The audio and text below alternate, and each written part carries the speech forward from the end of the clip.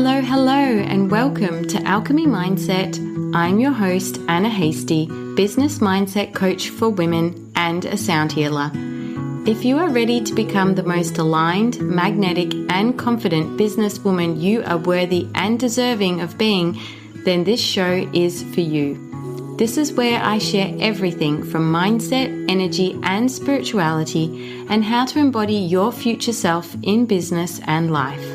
Sprinkle that with deeply relaxing sound healings and meditations, and you have the Alchemy Mindset podcast. Hit subscribe so you always get the latest episode. Now let's begin. Hello.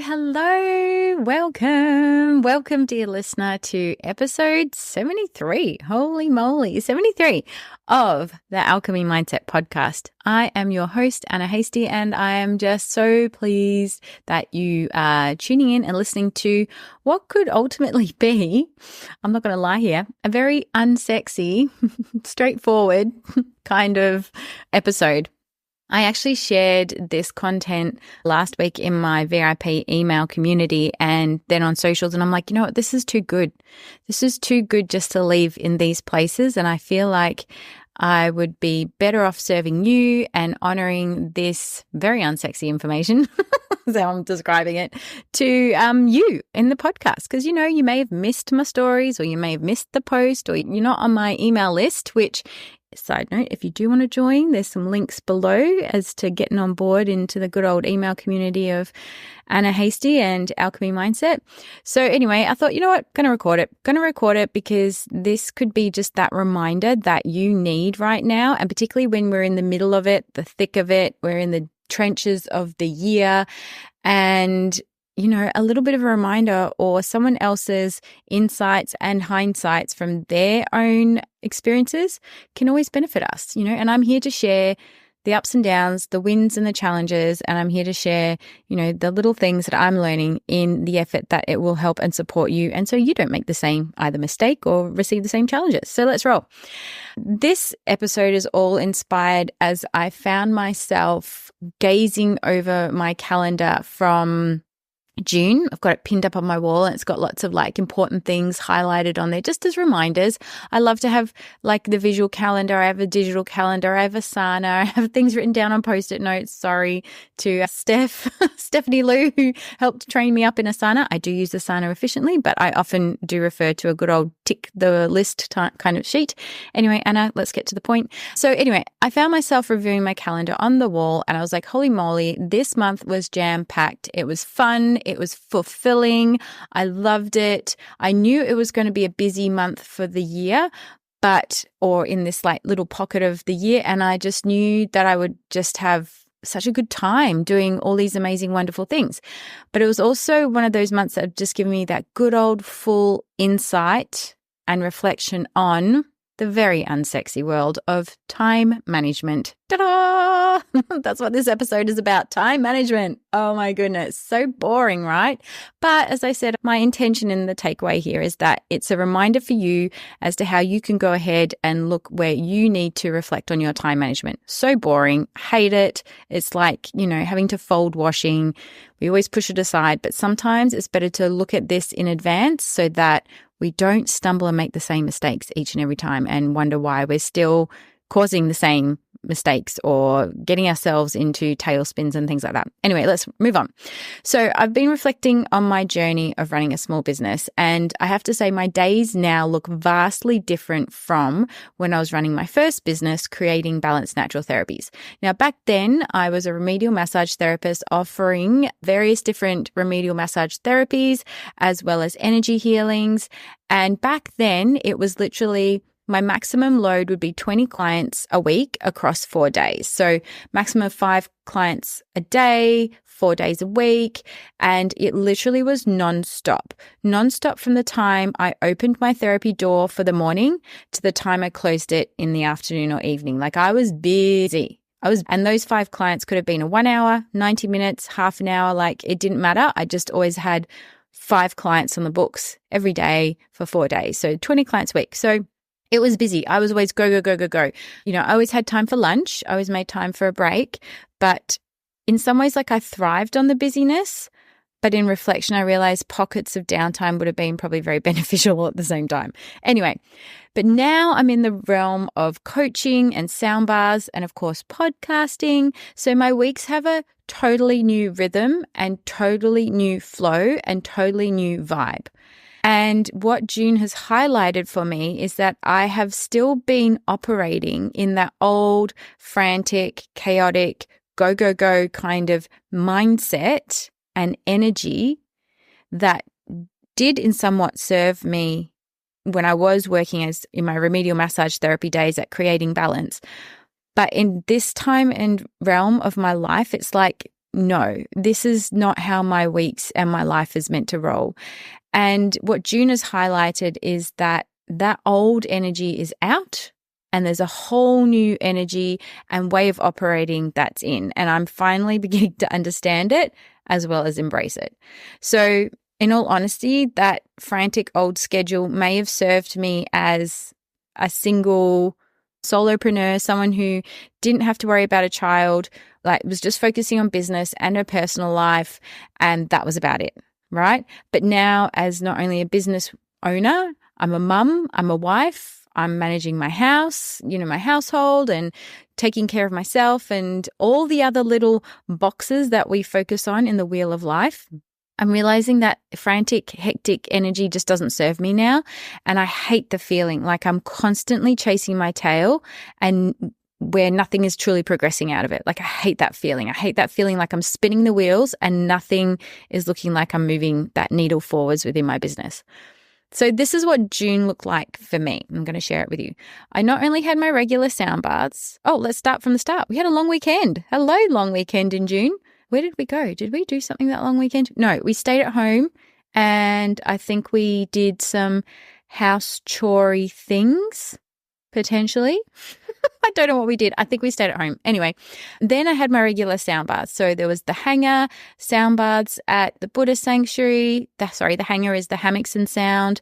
I also had a vision board workshop that was scheduled on a Saturday. I had the Eco Beach pre and post retreat circles and then the Eco Beach retreat, which featured across the middle weekend in June, where I co-host and assist Nicole in her annual Eco Beach retreat. And it's just an amazing long weekend. It's so much fun. But this year she's incorporated a pre and post circle. So like an opening and a closing ceremonial circle for the participants. And that was really cool too. And I loved it. But of course, that's another thing in the calendar. Fun times.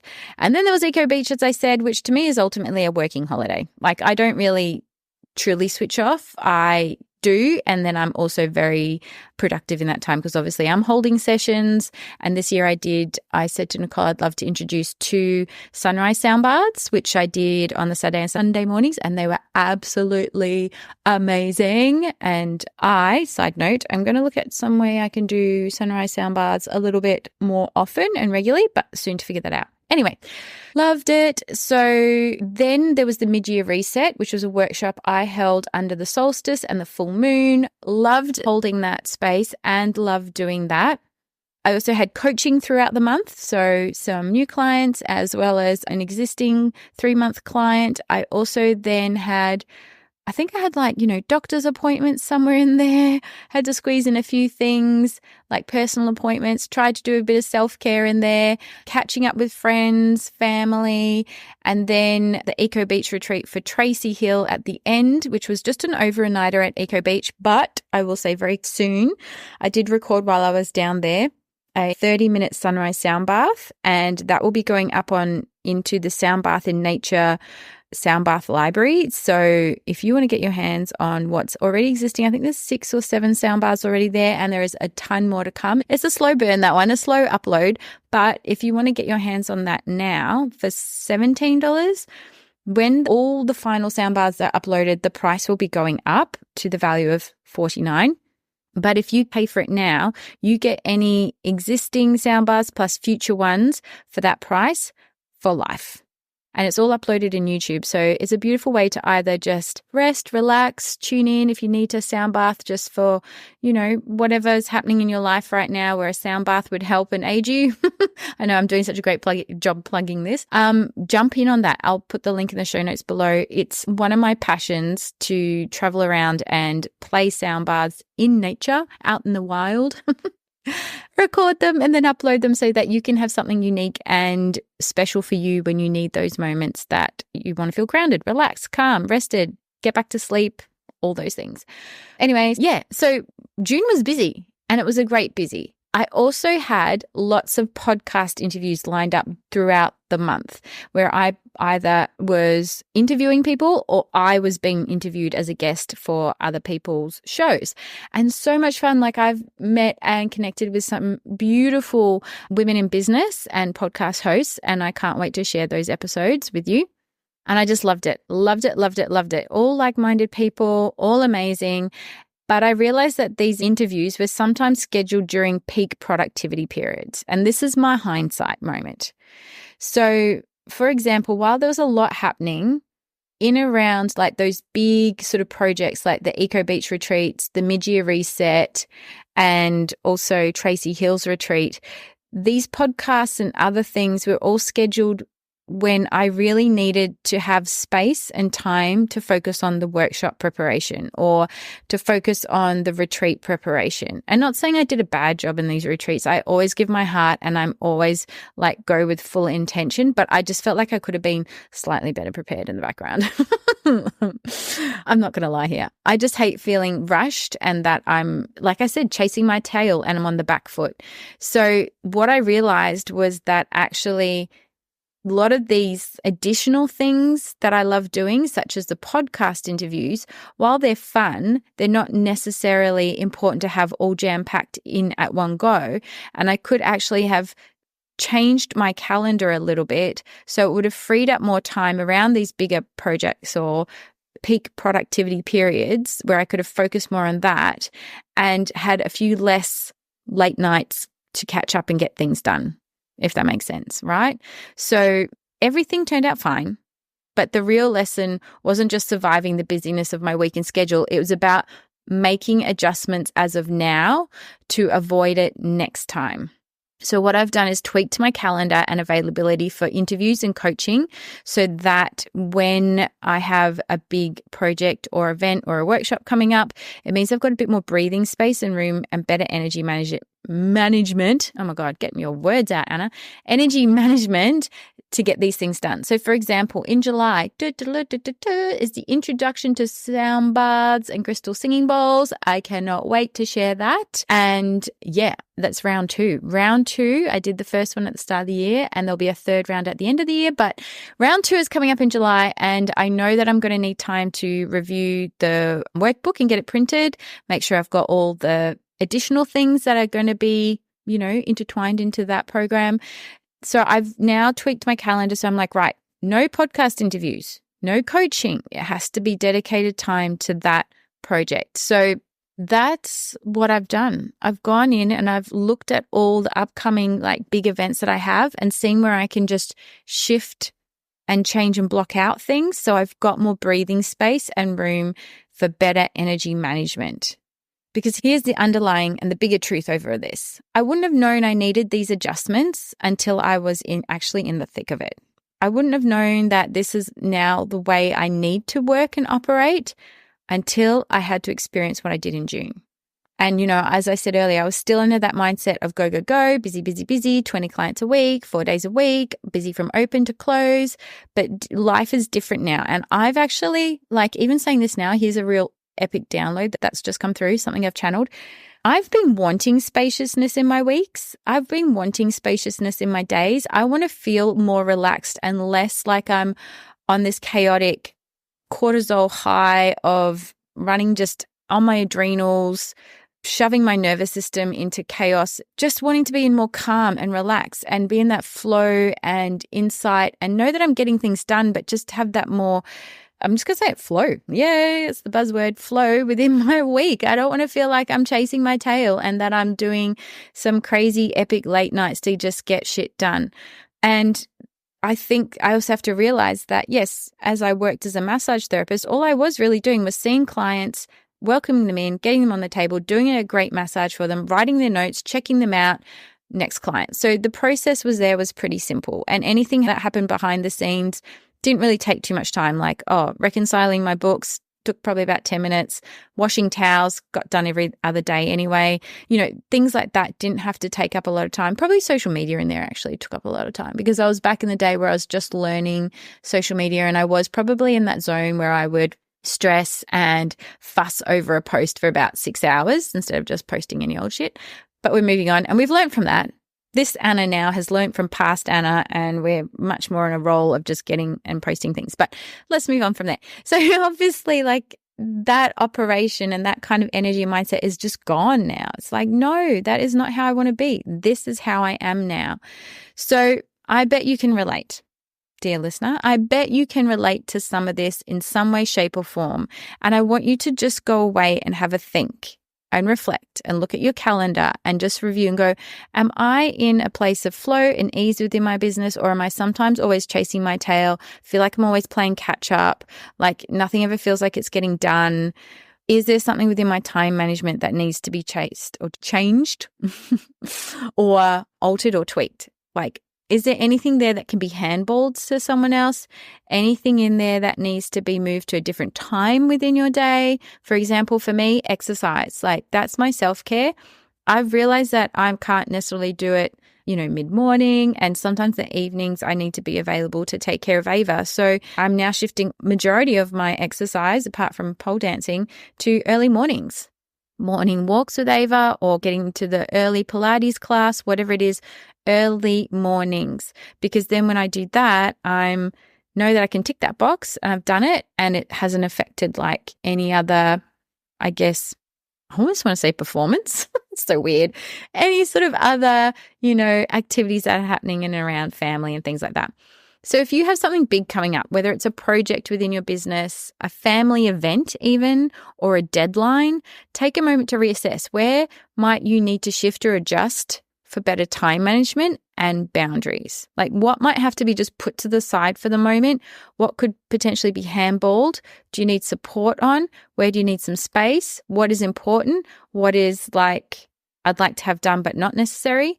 And then also remember, and I'm going to say this as a huge reminder, remember to factor in your self-care, because you'll need to stay cool, calm, and collected and grounded and like you're on fire. And self-care, whichever way that works for you, still needs to be factored in there, because it helps you just take a little moment for a break for yourself, can help you regroup, can often help be the place where you get all those insights and downloads and, just not even have to think about anything, right? So do that, because it just gives you that nice little break from whatever you're doing, but don't ever make that as a non-negotiable.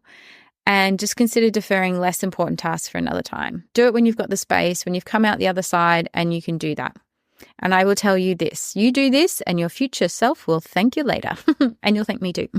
Yeah. So that is the very unsexy episode of Embracing the Chaos and a Lesson in Time Management.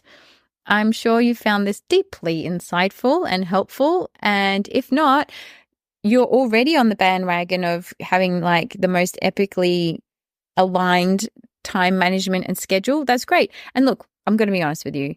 We always have best intentions, and that's the most important things. And sometimes things do have to get put out the window a little bit.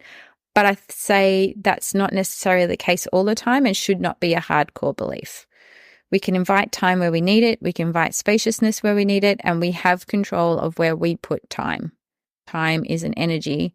It's not like what rules us. We actually rule time. Yeah, fun times. So let me know what you think. Let me know what your thoughts are. Is this like a good reminder for you? Is this is this an episode where you're like, glad I pressed play, but something a bit more sexy next time, Anna? Either way, thank you so much for listening, my love. I'm so grateful to have this space in the airwaves to share with you these little life lessons. And I hope that you have a fabulous day, a lovely, amazing week, whatever's happening for you. And again, if you want to join my VIP email community, jump in the links below. And if you want to get your hands on that Sound Bath in Nature series as it's slowly building, then please hit that link and get it for this epically teeny tiny junk change price. And then over time, you'll get all these amazing new soundbars as they get uploaded. I love you so much. Thank you for listening. Thank you, thank you, thank you. Bye. Thank you so much for tuning in and listening to today's episode. Please rate and review this podcast so that it can continue to thrive and reach more listeners.